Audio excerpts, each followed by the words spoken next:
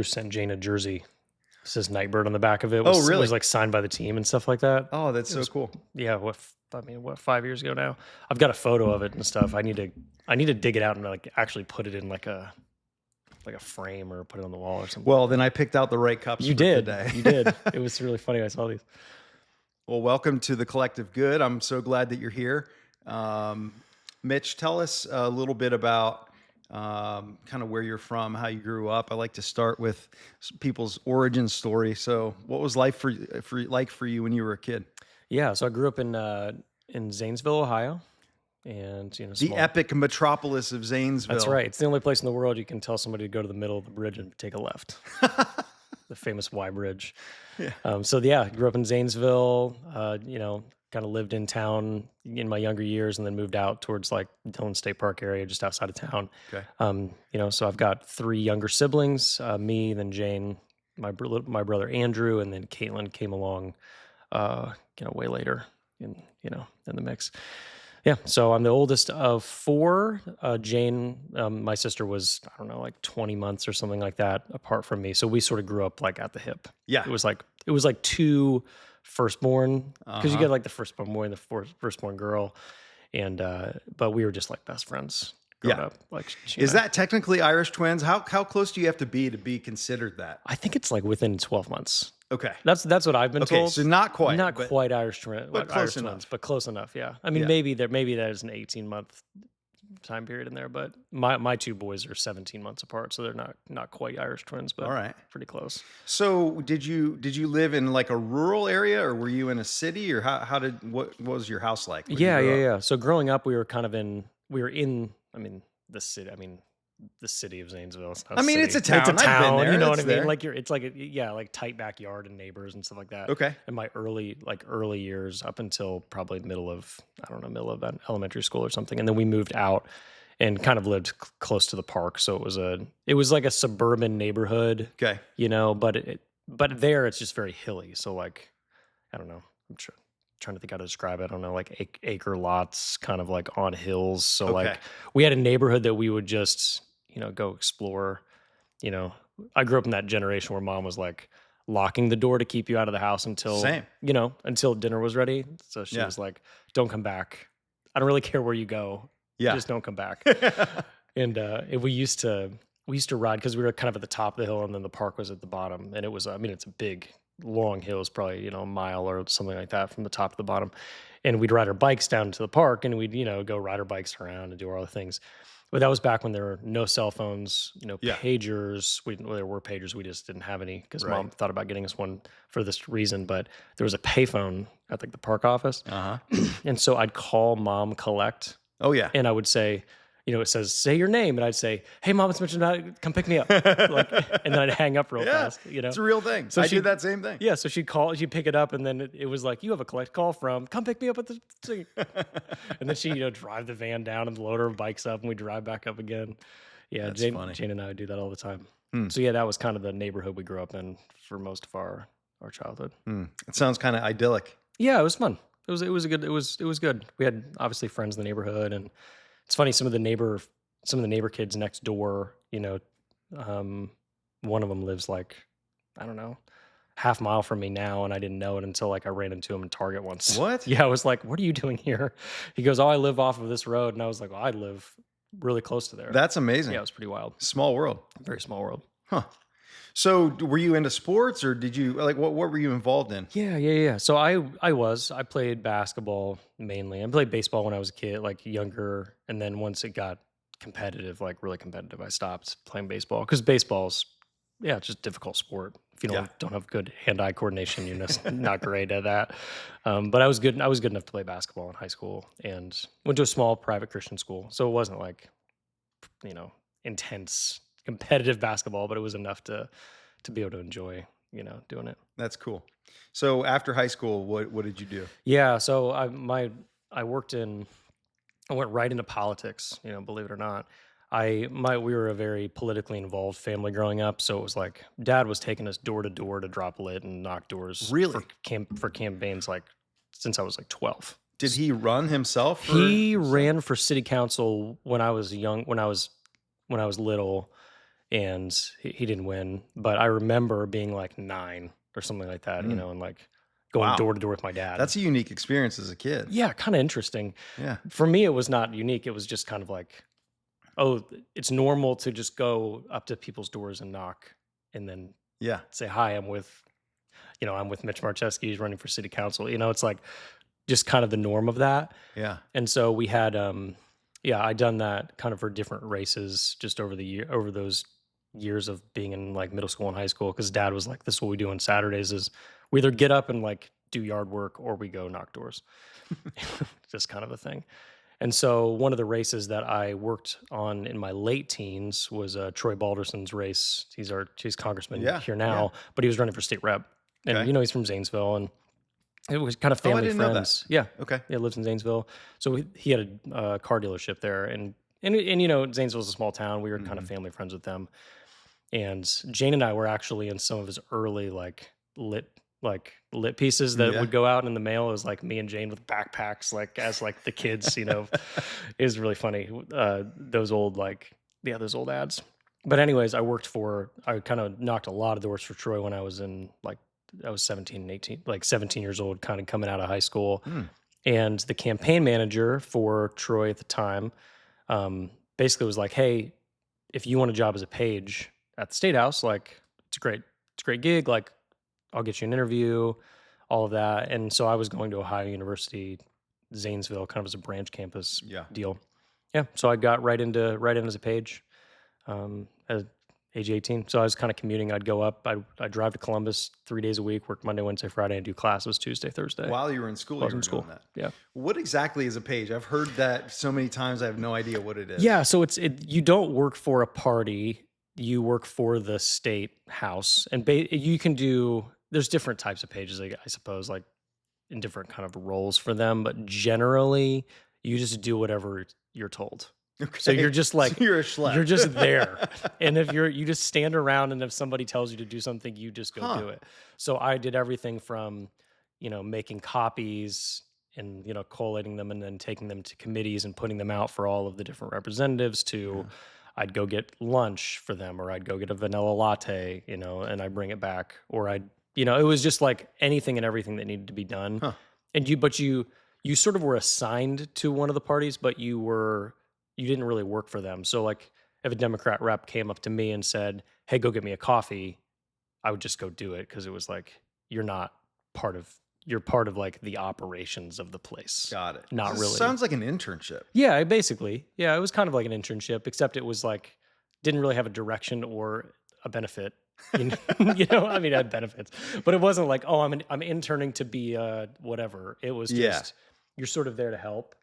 But it is sort of a first foot in the door politically. Correct. Right? Yeah, I would say so. And a lot of people do it because they have an interest in politics, or and it is kind of a good gig, because it's like when things are slow, like let's say it's an election year and it's September, everybody is gone, Mhm. like campaigning.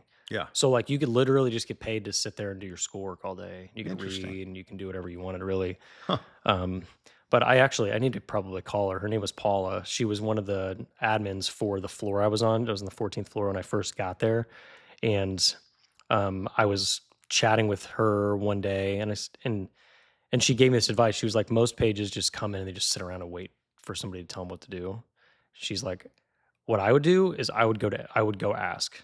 Like, be proactive in asking. Mhm. So every couple hours, I just walk literally to every office on the floor and say, "Hey, can I get you anything? Do you need paper clips? Do you need post notes? Do you need whatever?" And what it did was it allowed me to develop relationships with all of those people over time, Yeah. over those handful of months.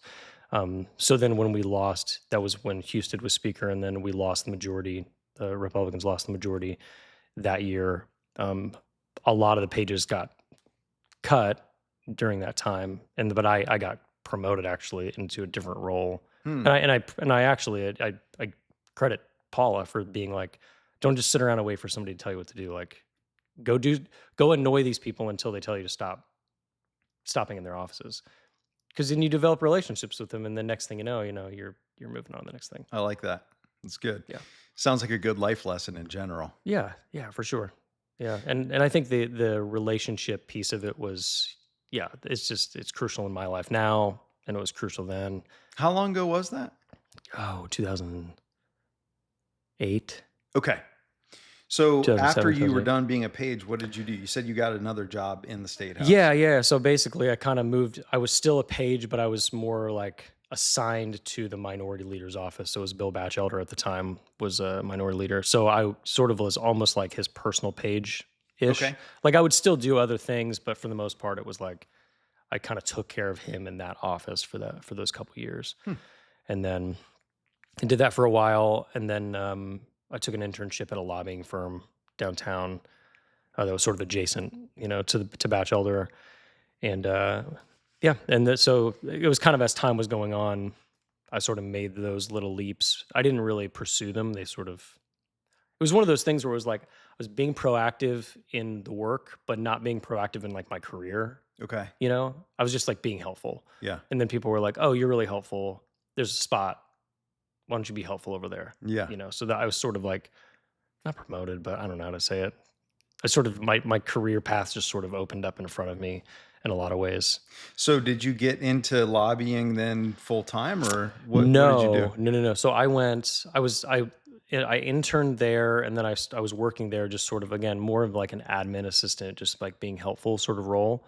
And then where I'd spent most of my time in my political world before I moved on was I got hired as the assistant to the president and the CEO of a political TV and radio organization, which is Scott Schweitzer's. Oh, yeah. That So you worked with Scott. Oh, yes, for years. Oh, okay. So I was cool. Rex's assistant for a lot of years, same thing for Nice. Nick.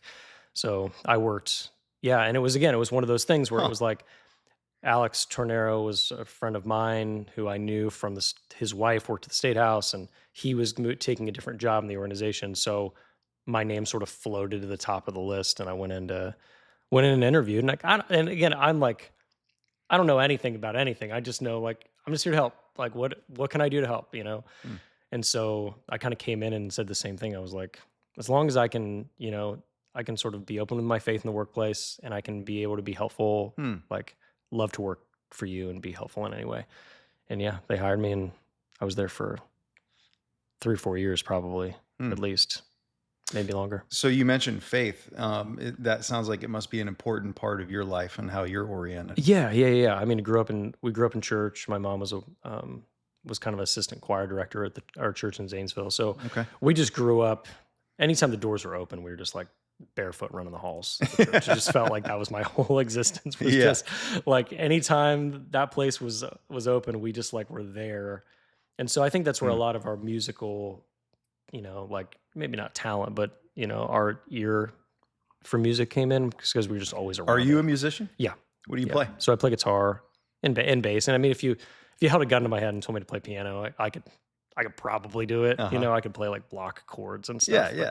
I can't. I'm not good enough to like separate my left hand from my right hand. Yeah. That takes practice. It's kind of like the drummers. Like I had a friend. I have lots of friends that are drummers, but one of my friends said that he used to practice, and it was almost like there was a string attached to like his hands where he couldn't move them independently. And he said just one day, all of a sudden, he can move each limb that's independently. interesting. And he was like, "That's what happens as you practice. Is eventually like your brain and your body like allow you to do different things at the same time." But I haven't gotten there yet.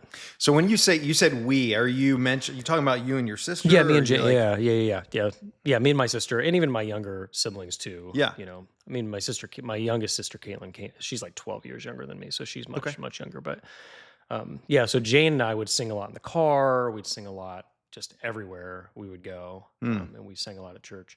So my heart for most of my life was like, I just really want to be in ministry. That was like the direction that I wanted to go, was to be in some sort of pastoral ministry, especially like in the music space, because I just really enjoyed leading worship.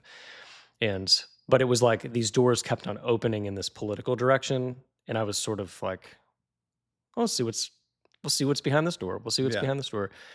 And luckily, the organization I landed in with the strategy group, like a lot of the upper leadership were believers, and they had like a Monday morning Bible study, and I was able to help lead that, That's cool. and all of that. So it was kind of an odd like mix of like faith and politics together. in a way that didn't exist, then. I didn't think Hmm. very many places. Do you ever lead music at church now? I do. Yeah, I still do. Oh, cool. Yeah. So part of my post political career, I just kind of got burned out on it. It was It's a tough world. especially like in the assistant space. I was working for, some pretty high achieving, very focused and driven individuals who like were just, if they were there, I was there. It wasn't like I kind of had my own life. It was like I'd have to get up early and have to drive over and pick Rex up, and I didn't drive him to work, and then I'd drive him back, or we'd get on the plane and we'd go to this place and we'd come back again. It was like a very taxing, and for me, it just felt like it was pulling me away from what I really wanted to do, which was to be in pastoral ministry. Mm. And so, they through some like really crazy circumstances, I ended up in Los Angeles at Biola to get my master's of divinity. Hmm. I quit politics and went straight to seminary. Wow. And went out to LA and study out there. And so it was kind of a big shift, Yeah. in my life, going from, Huge. and I was still like, I was doing ministry stuff. Like I was leading worship while I was working at the strategy group, and I was still like involved. I ran like 2 basketball ministries during that would start at 8:00 at night. We had like old guys on Mondays, young guys on Wednesdays, and we had like the only way you could come is if you sat for the Bible study at halftime. Okay. So I kind of opened the building and like, just played with the guys, developed relationships. We did like kind of a mini Bible study in the middle, and then we'd wrap by like 10. But yeah, so I just kind of made that transition into ministry at that point when I went to seminary. So I want to talk a little bit about the story with your sister, because I mean, that's obviously a big part of your story. But tell me about her music and sort of how in the world she got to the point where she was performing on TV. That's a very fascinating thing to me. Yeah, absolutely. So like I mentioned before, Jane was just always singing. Like, and she just knew that she wanted to change the world with her music and with her life. Like, it was just, she knew it. She like knew it in her heart of hearts that was what God had for her in life, And so she was always writing songs, and she was always she was singing in church, and she was doing So she was a stuff. writer from like the beginning. Yeah, from the beginning, she was a writer. Just a creative person. Totally. Yeah. And so, like she went to Liberty University, and she wasn't quite good enough to be on the worship team there. Like it was one of those classic like big fish in a little pond situation, and then you get into like the real world, and you're like, oh, like I'm not actually as good of a singer as what everybody's been telling me, for so long, and all of those things. So she kind of had a crisis a little bit of like, oh, I really thought I was gonna make it, and then now, like, I don't know.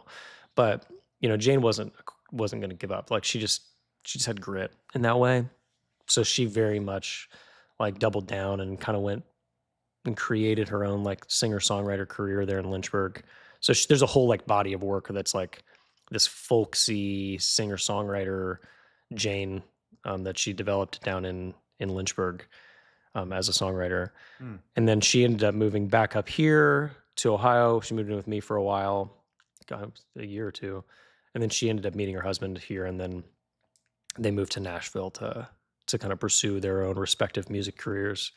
He's a musician too. He's a musician as well. Yeah, okay. Musician as well.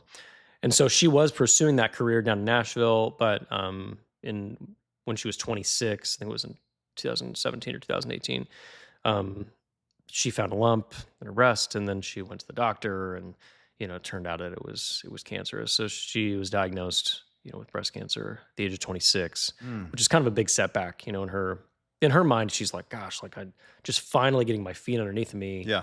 Writing music, getting connected, doing the thing, and then cancer hit.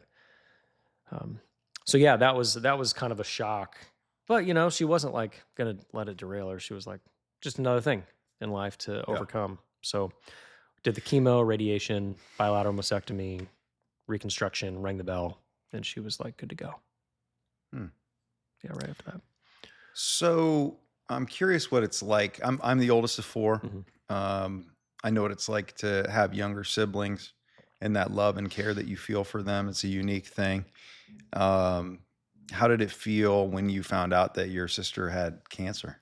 Yeah, it was kind of a dissonant moment because, as Christians, people of faith, like you sort of hold this tension of like that God is good in the midst of suffering, but you still kind of you still kind of feel the weight of the suffering, Yeah. And you see that a lot in the Psalms where, David's like, Hmm.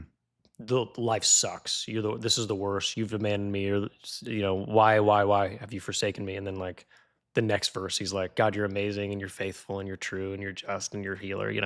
And then he goes back into his known like depressive state. And so like I sort of had my own, Davidic, I guess, for lack of a better word, like experience in that way of you have the mental framework of God's good, he's faithful, he's going to work everything out for good. We know that he can heal. We know that he can provide. Like we know those things to be true, but the circumstances in front of us are not reflecting that right away of like, why does my 26-year-old sister have breast cancer? Hmm. Like, why is it that, her relationship with her husband, even, in that first year of marriage, like became really rocky really fast, Mm. like a lot of competition between his music career and her music career, and his always took first and she was upset. And so there was a lot of like That's hard. wrestling with the Lord, even with myself, of like, she's my little sister. She was my best friend for most of my life, Mm. and so like wrestling with God, but also like wrestling with the idea of like, it's not really my role to kind of interject into their marriage either. And I don't know if she would even want that. So there was a lot sort of wrapped into that, Hmm. there. But we were obviously like as supportive as we could be. Yeah. She was in Nashville, we were up here, so And you say that she rang the bell, so she was cleared. she was clear. Um, but then it came back, It or did, yeah, came back. So a couple years later, and this can happen with, depending on the type of breast cancer that you have. You can ring the bell. You can get the no evidence of disease. yeah. Like all clear. You can be in remission, and still have it somewhere. Hiding away. Excuse me. So in late 2019, she was feeling some pains in her back. Like her music career was taking off. Like she Hmm. was doing really well. She had just played a festival in London. Like she was doing Wow. really well, with her music, and it was just she was not feeling great, fatigued. So she went in and got scans, and when they came back, it was stage 4 metastatic breast cancer that Oh. metastasized to her liver and lungs and spine. And Oh. that was it was actually, the timing of it sucked too, because it was, like it was over Christmas. Her birthday's on the 29th of January. So we were sort of like, she's turning 30. Um, yeah, or she was turning 29 at the time. And it was just, yeah, it was just kind of like a That's a rough shock, and that's a deal. pretty quick thing too. So to go from uh, feeling like, wow, I really overcame this thing, to no, it's actually even worse. Yeah, it's worse than That it was. And the doctors were not, very hopeful either. I mean, stage 4 metastatic's not a good diagnosis to get. yeah. And so they basically were like, "Yeah, you got 6 to 9 months. Like you're sort of in a spot where we can't help you. Like you can look for other options. You can kind of figure out something else. There might be other stuff out there for you, but they're like, all we can do is, try to." It was kind of like you're going to die in 6 to 9 months with chemo or without it. So like, do you want to enjoy your life or not? It was kind of it wasn't that stark of a conversation or frank of a conversation, but Yeah. it was there. I'm so sorry. Yeah. Yeah. It was obviously a shock for us, but Jane like wasn't a quitter, Mm. and I think she just still had it in her heart, like that God had put her on this earth to make a really huge impact with her music and with her life. Mm. Like she just knew it, and she wasn't going to take that answer as like the answer. She's like, I'm not just going to die. She's like, if there's other options, we're going to find other options. And so we did. We did a lot of research, and we found a clinic in Southern California that was going to give her a shot. But it was most of it was out of pocket. It just was outside of standard of care, and also our insurance just wasn't super helpful either. Mm. So we threw a GoFundMe together. We thought, well, everybody else does GoFundMe's. Like, why not? Maybe we'll raise 10 or 15 grand. That's kind of, you're lucky you get into those kind of numbers on a GoFundMe. But we prayed, and we knew the Lord could provide, and we raised like $500,000 What? off the GoFundMe. This was pre-AGT. This was just like, W- this was just Jane just being That's like, unbelievable. it was wild. It was wild. I mean, obviously it hit the Huh. algorithm in the right way. It got shared the right way, but Yeah. I mean, we believe that the Lord, really provided financially for us That's to be amazing. able to I wasn't do expecting it. you to say half a million I know, dollars. no, I know. It's. I wasn't expecting to get $500,000 off of a GoFundMe because I was like negative Nancy through a lot of that. A lot of that time, I was like, nobody, like, we don't have the money. Like, Yeah. you're being delusional. Like, I was very much. I wasn't that like. I wasn't saying those things to her, but in my mind, I'm kind of like, well, why don't we just sort of. I kind of accepted it already that this was the end. Hmm. Like, I don't know why. Like, that was just kind of where I was. But But she Jane. continued to hold on to hope, Oh yeah. which is very inspirational, I think, to people. It I don't want to fast forward too far. I want to talk about how she got to being on this cool show. But having seen that there was a certain light about her, Mhm. and I would guess that it was that way for maybe her whole life, but then it just sort of illuminated more and more. Mhm. I'm reading a book about miracles, medical miracles, Sure. and and then another one that's about stillness and the practice of meditation. And both of them are talking at the same time about this idea that when someone goes through a terminal illness, if they are able to be fully present and to sort of resign themselves to um, this is what it is, and I'm not going to fight. I'm just going to receive Mhm. that there's this sort of luminosity that comes out of them in that peaceful lack of resistance. Mhm. I'm curious if you have any sort of insight into what that, because when you're talking, it's reminding me of what I'm Yeah. reading, and it sounds like there was almost like a certain kind of power that came out of I'm going to remain strong in the midst of this thing that I can't control. Yeah, yeah, definitely. I think the key to it for her was she just knew that her circumstances weren't going to define the way that she responded, Yeah, So I yeah, think like throughout her life she had moments of adversity and circumstance that would sort of, could have pushed her down a particular path, whether it was giving up, whether it was going a different direction, whether it was not pursuing music, whether it was doing whatever those things were. But I think it was the combination of she had hope. She had hope for the future because of her faith. Obviously, like she knew where she was going. She knew that the Lord loved her. She knew that her hope was beyond this world. So mm, there's a peace that comes with that yeah, in and of itself. Whether you're, have terminal cancer or whether you don't, like yeah. there's hope that comes in that reality. But also, that she wasn't gonna, I mean, she said it on the show, like she wasn't gonna wait until life wasn't hard Mm, before she decided to like be happy, to pursue her dreams, to be able to move forward in her life. yeah, And it wasn't a blind, like, it wasn't just like a blind dismissal of the circumstances. It wasn't like pretending they don't exist, yeah, but it's like what yeah. you're talking about. It's almost like these circumstances are what they are. Right. There's no changing them. What Radical what can acceptance. I change? Yeah. Like I can change the way that I approach it, the way that Right. I attack it, and the way that I engage with it. And so I think that's where Hmm. she really shined. I think is in that sort of space. So how the heck did she get on AGT? Yeah, I I'm know. so curious about that No, too. Like, I think I, it's I'm not even sure how she got on AGT. I mean, obviously she was good enough did to talent scouts find her, or did she I send an think audition I think it tape or was I think something? it was a combination of the two. I Okay. think that she Because so a lot of people don't understand how those shows work. Like they should. Everyone has the idea of what happened like in the early days of American Idol. You got like these stadiums full of people, and so they think that it's like a cattle call, Mhm. and somehow you rise to the top. But that's not really how they work. It's usually there's someone who's looking for talent and finding them, or you have an agent that's sending stuff to the show or whatever. But I'm just curious how she got it. Yeah, I think it was an odd culmination, I think, of the two. Because like with Idol, it's like there were these open back then. It was like, oh, just show up to Atlanta, Yeah. wait in line for 18 hours, Right. like maybe you'll get a Insane. shot. It was not that sort of thing for her. Yeah, yeah. I think she knew. She was also like a marketing genius. Like Sounds like it. she just knew. She was like, if I'm going to be sick and have cancer, I can't do the normal grind of like doing the shows and doing the things. She's like, I need to get my music into a space where people can see it and engage with it on a large scale. Yeah. So she's like, where can I do that? I can do it on The Voice, or I can do it on Idol, or I can do it on America's Got Talent. Yeah. Especially like she just kind of knew the realities of her health and kind of like even her runway a little bit. And also just kind of what was going to be maximized, like what's going to maximize it. And so I think, so she had urgency. She so did. That's a thing too. Yeah, a lot of urgency there too.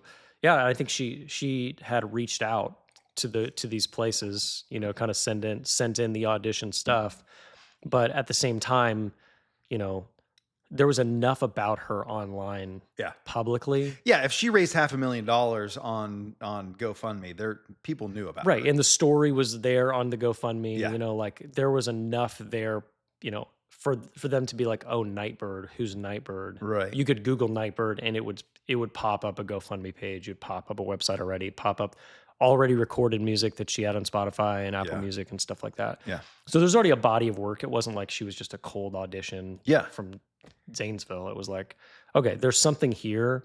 So if you got this compelling, like this really beautiful, compelling woman that's raised a ton of money to get treatments that she couldn't afford.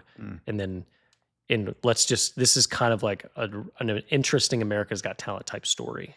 Yeah, it does. It is sort of like the perfect story for that show. But it was her life and your life. So everyone sees like the final product of that. But I'm so curious what it was like. Did she call you when she found out, or did you get a text, or how did you find out she was going on the show? Yeah, well, I mean, I knew. So it's funny. This is going to sound so horrible. It sounds horrible every time I say it. But like Jane was always doing like cool stuff. So like if we were just we were just running around like just following her to all the cool stuff, like we would not have a life or jobs or kids or anything. So it was like she was like, "Hey, I'm going to be on America's Got Talent." We were just like, great, like just high five, And so for us, it was just like, great, that's awesome. Very like, let us know how it goes. Like I don't know. And so she did let us know that we were going to be on the show. She didn't like she didn't share like, hey, you guys need to come, you need to be there. Because, and just a little bit of context before this, when that GoFundMe hit, we moved her to LA and so I moved her out, got her settled. My wife went out for a little while to kind of get her moved into her place. My wife was like 8 months pregnant. She should not have done it, but she flew out and spent some time with her. Yeah. My wife Brooke is incredible. But my brother moved out and lived with her there in Southern California. So he was sort of like caretaking on a full-time level with her there. Wow. And so when she was going to be on the show, Andrew was there. He was able to drive her. He was able to sort of like manage the process for us. So it wasn't like, oh, she's there by herself, we should all go and be there for the show. Is the taping in LA? Yeah, it's in Pasadena. Oh, okay. So it wasn't too far. No, it wasn't bad. And so when she was on the show, it's so funny. Like people ask this all the time. There's a moment on the show where they ask her like, who are you here with? And she goes, oh, I'm here by myself. And everybody goes, oh, she was there by herself. That's so sad. Like, where's her family? And this is my brother, God love him, is the most introverted, like quiet, the sweetest, most loyal, hardworking guy. Yeah. But it was like, I'm not going to go into this place and be interviewed and sit around for 8 hours, and it was kind of during COVID in LA too. So it was like, it was everything social distanced. Everything was like, for him, it was like, James, I'm just going to drop you off and then I'll just pick you up when you're done. Cause there was no expectation that we were like, that this was going to happen. Yeah. We thought, oh, this is an audition and this audition is going to cause something, like she's going to get it or she's not or whatever. Like we never thought, oh, it's going to become a national sensation. So yeah, Andrew was just like, can I drop you off? And she's like, yeah, no worries. Like she wasn't worried about it. She felt great. And so Andrew literally just like dropped her off and was like, text me when you're done. And amazing. Like, and he just like went and did whatever he did. Oh, that is crazy. Isn't it amazing? That's amazing. So you didn't realize that it was going to be like all of the actual stars were going to be there judging her? Or? No. I don't think we didn't realize that it was going to be like she was going to get the golden buzzer the way that she did. We knew that the stars were going to be there. We knew that it was going to kind of be the thing. But also the COVID rules were weird back then too, especially in Los Angeles. I mean, it was 2021, but still, right. I mean, you watch the audition, like all the grips still have their masks on. Yep. Like, when she talks to Terry Crews, it's like from here to over there, like Yeah. there's a lot of like, there was just a lot of rules around it then that were, that were kind of tough to navigate anyway. Mm-hmm. So we were just like really excited for her, but Yeah. we didn't make the trek. So how did you find out she got the golden buzzer? Was she allowed to tell you? So she called me after, after, as she, the night she By the got it. way, if you haven't seen Yeah, it, yeah, yeah, yeah. We pause didn't. this right now. Go watch the video. How do they find it? Yeah, you can just type in Nightbirde. And with America, an E on the yeah, end of it. yeah. And even if you don't, if you just type in Nightbirde Simon Cowell or Nightbirde America's Got Talent or Simon Cowell Cries, you're gonna. It's unreal. It's a gonna be crazy the video. first thing that you see. Yeah, yeah. Okay, Yeah. so watch Yes. that. But okay, keep we're going. we're providing no context for any of this conversation, but yeah. So when she got the golden buzzer from Simon, she did call me that night. And then she ended up coming back to Ohio because I think it was filmed in like April maybe, and it aired in June. Okay. So there was some time between the two. But what was interesting about it was, Jane experienced it obviously as like having happened, but she didn't get to see like what we saw until we all saw it. Yeah. So like she's showing me pictures of her and Terry Crews, and she's got like the little box of golden confetti and like all the stuff, But I don't even think she realized the impact of the moment when she was in the moment. I think she just was like, "Oh, I was on America's Got Talent. Simon Cowell gave me a golden buzzer, and like I made him cry, and now we're texting, and now he's really interested in my music career." So like, for her, it's not the impact that the audition had. For her, it was, oh my gosh, like I might have just hit my break. Right. Like I didn't give up, and now like my dream is coming true. Yeah. Like it was more of that. Like the harshest critic actually liked me. Yeah, the one, yeah, the one that's supposed to not. Yeah. Like anybody, is That's got to be so validating for her, especially given the fact that I'm thinking about when she was at Liberty and she felt like maybe she wasn't good enough. And now she's in this moment where she's literally on like a national stage and she's getting validation from the guy that's the hardest person to please as a critic. Yeah. Like that's amazing. Yeah, I think it was incredible. I don't even think what I think is odd is I don't ever think you really have a category for it. Like even today, like I've had conversations with Simon Cowell. I've met these people. I've spent time with them. Yeah. And it's still like, I don't really even have a category for how it fits into life. Yeah. Because it's like, they're these TV personalities, but when you're with them, it's just like, It's another they're just person. people. Right. They're not really anything. Right. It's not that they're not special, but the TV persona and the person are two different for things, sure. For sure. And I mean, Simon's still like himself, like obviously like he's himself on TV, but I don't know. He didn't feel celebrity, when you, Yeah. and it could have been the relationship and it could have been those types of things, but I think that's credit to him. Oh, that for he sure. Just is a guy. It's just Yeah. a person. So when did you actually see like the post-production, like the full it's going to TV thing? Was it the first time when you saw it on TV or? yeah. Okay. So So tell me about what that was like. Yeah, we did like a watch party kind of thing, over in Licking County. And so we just invited, family and friends and everybody to come over and watch. But Jane didn't know what it was going to be. And we didn't know what it was going to be. For us, again, it was like, okay, we're going to another one of Jane's thing,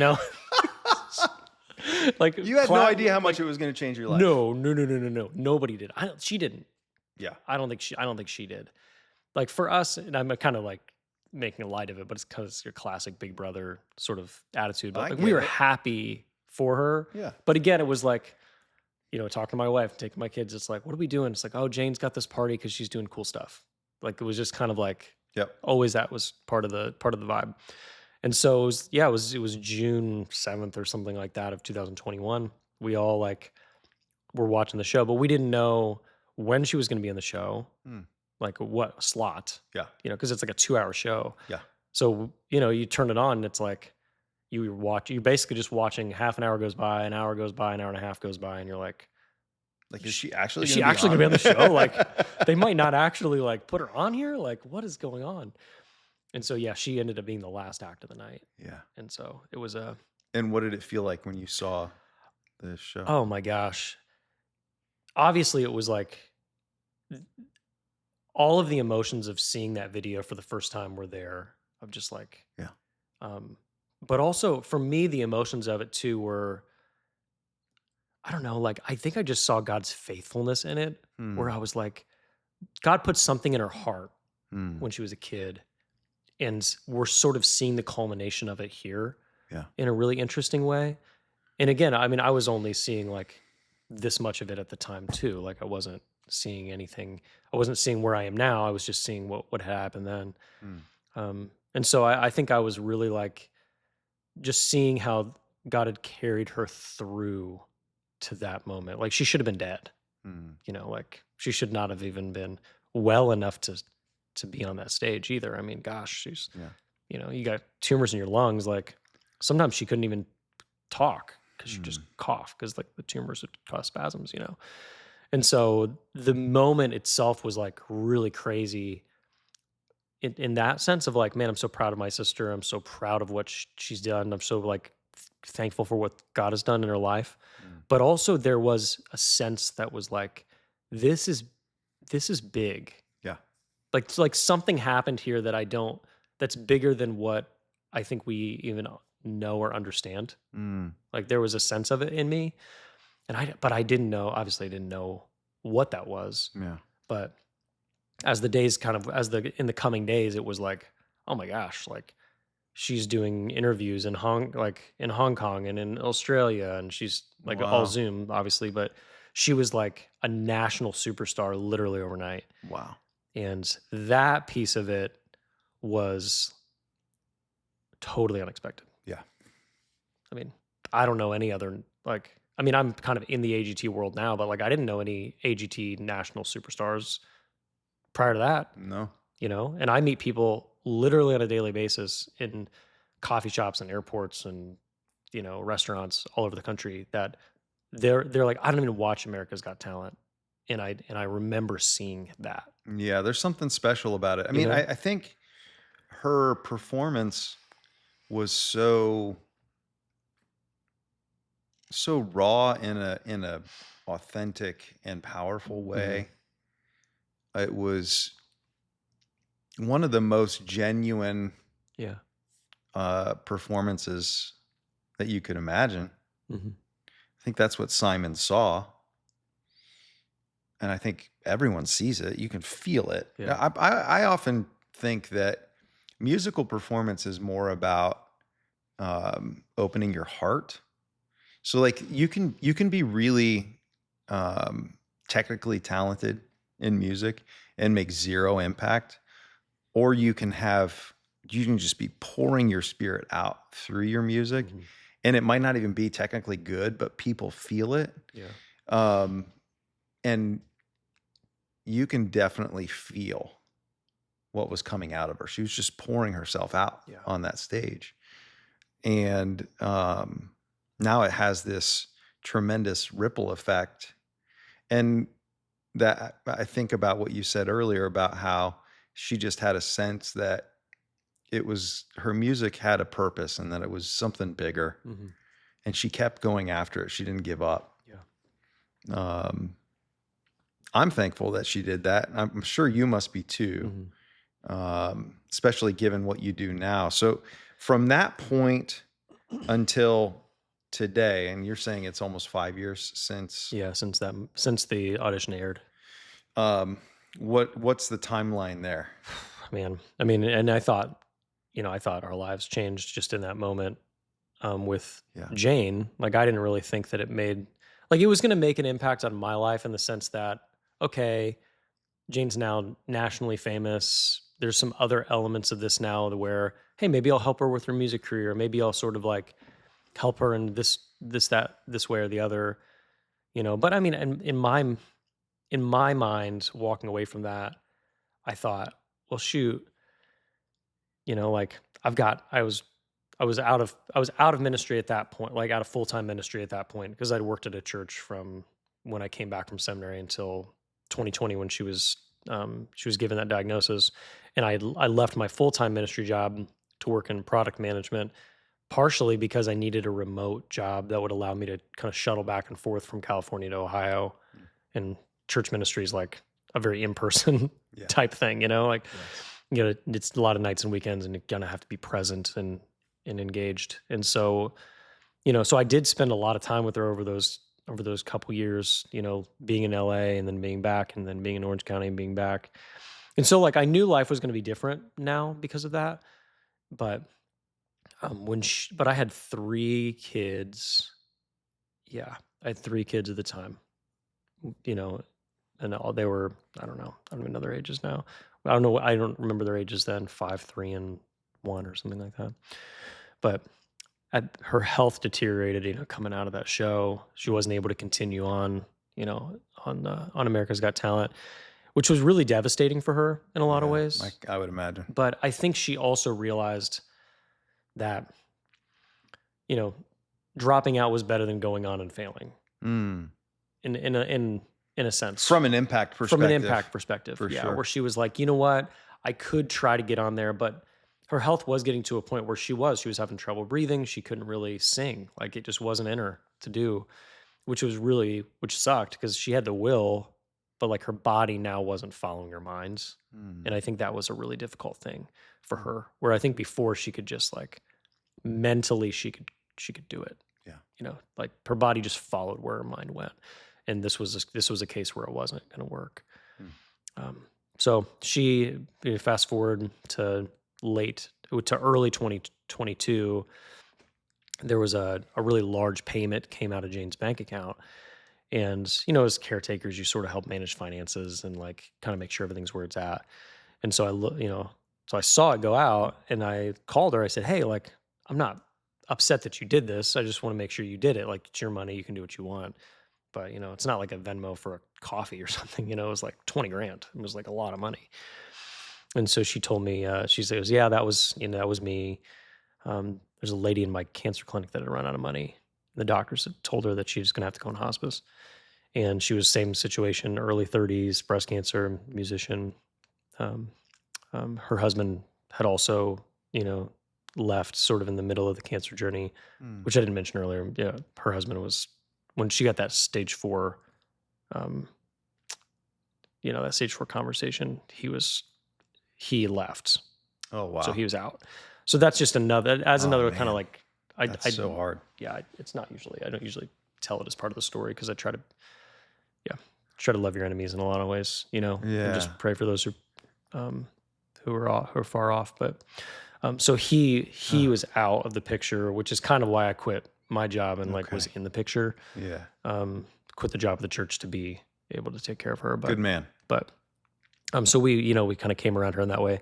But this money went to this woman named Elaine, and she was able to continue her cancer treatment, because Jane So generous. was able to give. And she says to me, like, this money was freely given to me through this GoFundMe. Like, why would I not freely give it to somebody else who needs it? So the generosity of all of those people back in 2020, made a tangible impact in Elaine's life, 2 years later. And then Jane went home to be with the Lord a couple weeks after she gave that money away. And I'm so sorry. Yeah. So she passed away at the age of 31, February 19th. Yeah. So just a little over 4 years since she passed. But when she, after she passed, like there was this nagging sense inside of me that Jane's life was just like too big and too impactful to just like let it die with her. Like I just couldn't let this just be like a flash in the pan kind of thing. And I did a lot of soul searching too. Like, is this me just being a big brother and want to keeping my sister alive? Like, is this just me trying to keep something going that, needed to sort of settle? But we just got emails and cards and gifts and notes and from all over the world in the kind of the wake of her passing, of just how much that audition video and the way that she lived her life transformed the way that these other people were living their lives all across the globe. And, you get those notes and you read them from South Africa and from Singapore and from Japan and from Australia and from Canada and from every state saying like, I cried when Jane passed because like Jane changed the way that I viewed the world, and everything from like 6-year-old girls in New York putting bake sales on to like really old ladies that are like kind of on their deathbed finding a same sense of inspiration through Jane's Mm. life. And so like we set up the Nightbirde Foundation, shortly after she passed, mainly just because I was like, we have to do something with this. I didn't know what it was going to be. Mhm. I didn't think it was going to be a full-time job. I thought I'm just going to make this thing Yeah. a thing and we'll have it there. And we had a little bit of money left over from the GoFundMe as well, and also as a family, we thought, well, it wouldn't be right for us to just like pocket that GoFundMe money. Right. It was given so that Jane could survive for her healthcare costs. And Jane had sort of already started that domino by giving some of it away to Elaine. Mhm. So we thought, well, at a minimum, we'll take the little bit of money that we have left and we'll do that. We'll just give some grants away. We'll Yeah. help some ladies like Jane and Elaine, continue treatments, whatever. But it was never intended to be a full-time gig. So fast forward, I don't know, 3 or 4 months, we get a call from America's Got Talent. And they said, hey, we're going to feature Jane's audition on this like kind of compilation show called Simon Cowell's Top 10 Golden Buzzers. They said, will you sort of like push it out on your social media, kind of like hype it up? Because we have a good relationship with AGT. Like anytime they feature Jane on the show, they let us know, and we use our mechanisms to like push people to watch. And Yeah. so it's a good relationship. They're great people. And yeah, so we were like, awesome. Yeah, totally. That's what we're more than happy to do that for you. And we sort of mentioned to them that we set up the Nightbirde Foundation, kind of in honor of Jane and stuff like that.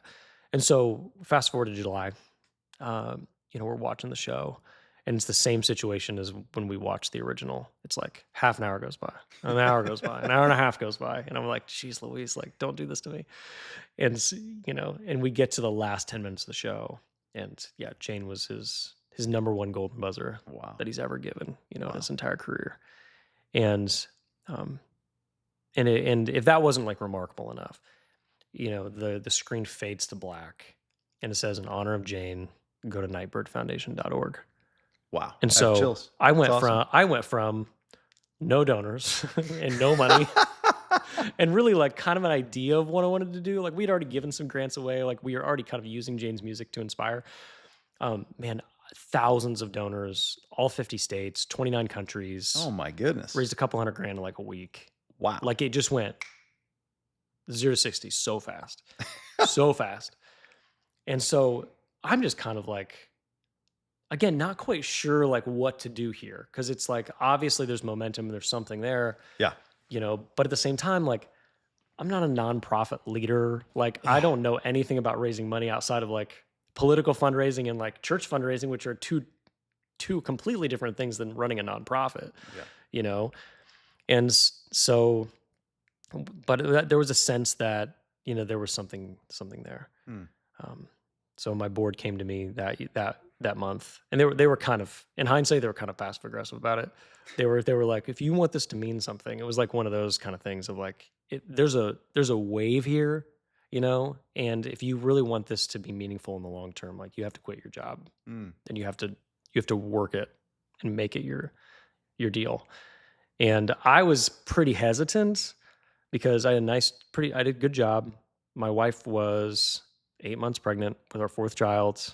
Wow. Like I wasn't exactly like, the life circumstances weren't lining up exactly right for me to just like go start a new venture that I've never done before with not really that much money. I mean, a couple $100,000 is not really that much money to like go out on your own and start a business. Like, Sure. Especially not a nationwide nonprofit that like gives money away. It's just Yeah. like, it didn't really make sense. But, as we prayed it through, it was like, there's really no other options here, because the amount of impact that Jane's been able to have and obviously continues to have through that second Golden Buzzer show and then even on to the future is just, it's just kind of immeasurable in a lot of ways. So anyways, that's... Well, and before we come to a close, I want you to show people this box. Yeah. So Just tell folks what you're doing and maybe how they can support you. Yeah, absolutely. So one of the things that we did is we packaged up a lot of Jane's life and her music and Mm, her work and sort of her mindset, her attitude, the way that she lived her life, and we put it into what we call our gifts of hope. And the goal behind this for us is that I've been in enough cancer treatment centers and infusion centers and hospitals in my life that there are people in there are women in there, they've got it. They've got the earring, the pink earrings, they got the hat, they got they got the swag. They're like, they're gonna fight, we're gonna win.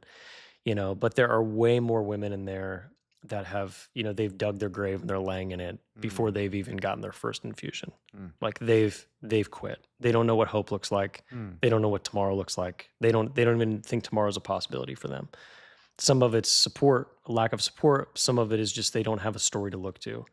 And so what we've done is we've taken Jane's story and we've sort of packaged it up to be able to hand it to somebody and say, "Hey, you don't have to be Jane, but like there's some things that you can learn from like her life and from her story. Yeah. And hopefully, you can wake up and decide to live another day, you know, Hmm. in a way that's positive and helpful instead of just being depressed and sad."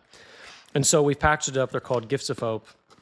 We distribute these in cancer treatment centers and hospitals all over the country. But we also have a nomination form on our website where you can nominate a friend or a loved one, and we'll send one along Oh, that's for cool. free for them. So, and I'll just do it real quick, like, run through the inside. So we have a handwritten note from a donor supporter. You were part of a project that we did with the Delaware Rotary, where we packed these boxes. There's just a lot of power in a handwritten note, like, Amen. I mean, gosh, if I get a handwritten note in the mail, like I feel like $1,000,000 because Yeah. it's just like, it's just very personal and it's very touching. It's great. We have a resource card which allows them to like join a prayer list if they want to. They can watch Shane's audition, Hmm. and some other just resources there for them. We have a CD of her music, which it's Sweet. got a QR code for Spotify and stuff because apparently Nice. these are archaic now. You can't find a place to put them in or to play them, but it looks great on a shelf. It does look It looks great. great on a shelf.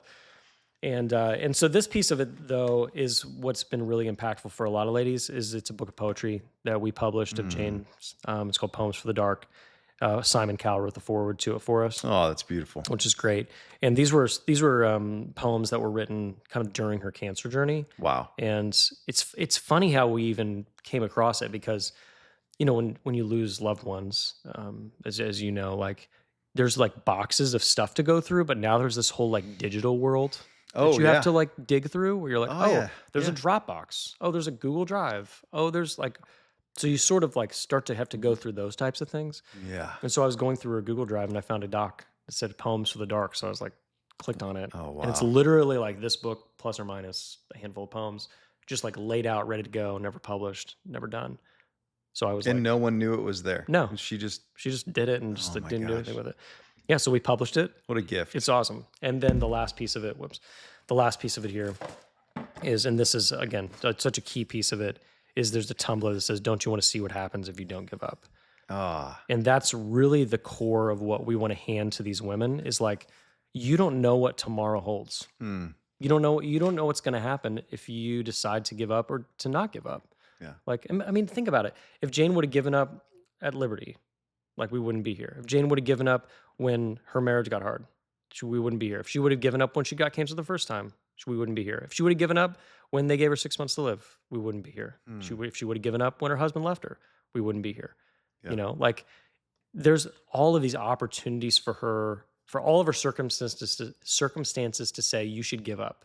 There's no hope for you. Hmm. Like, but on the show she said like I have a 2% chance to live, but like 2% is not 0%. Hmm.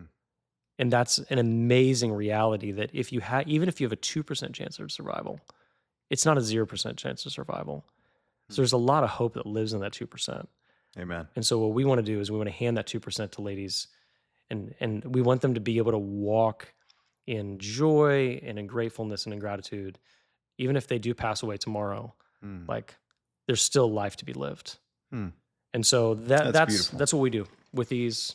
And so if you want one, if you have a loved one, that could benefit from one of these, just go to the Nightbirde Foundation website. Okay. You can nominate. We'll send one along for free to them. And obviously, if you want to sponsor a box or you want to host a packing party or you want to be a part of what we do in that way, you can go to the website and fill that stuff out. It's awesome. Credit to you for carrying on her legacy. And I know that lots of people are really inspired by her story. It impacted our family before I even knew you. And when I told, our youngest is she loves YouTube. That's their world right now, right? And YouTube she just turned 10. And she, for whatever reason, got really into America's Got Talent and just watching all of the old videos. And the algorithm, once it starts, once you watch something and you're going to get a lot of it. Totally. And there's a lot of America's Got Talent videos on YouTube.